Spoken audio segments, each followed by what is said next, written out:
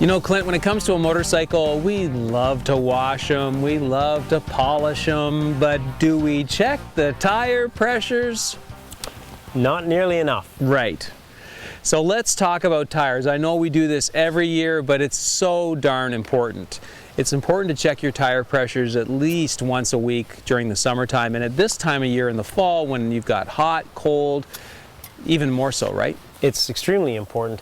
It has such an effect on how the bike handles, for one, how the tire grips the pavement, the feedback that it generates, that it gives the rider. Right. All those things can be affected by the tire pressure. Yeah. So let's, for an example, say you've got an underinflated tire. What happens then?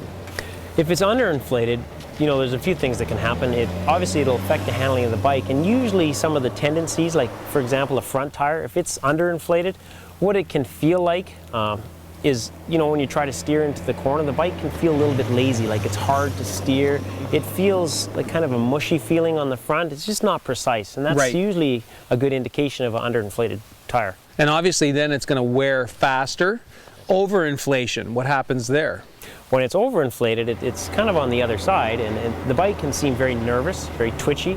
Because the tire, there's so much air in it, the contact patch is a little bit smaller because it's ballooned out a little bit. Right. And it, like I say, it makes it twitchy, but you get good wear.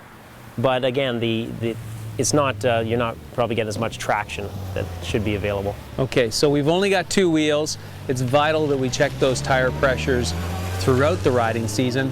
But what about in the case where you've been riding the same sport bike for 5 years, and usually the tendency is to wear out the rear tire before the front tire? What happens there? Do I just change the rear tire? In that kind of situation, you know, we only have 2 tires on a motorcycle. I wouldn't take the risk. I would just, I would say it'd be a lot better to change them both up at that time. Even though the front might look pretty good, but it's, again, not worth the risk. We only have 2 wheels on this motorcycle. Okay, so some great advice there. Pay attention to the tire pressures and pay attention to the age of your rubber. That's right. Good stuff.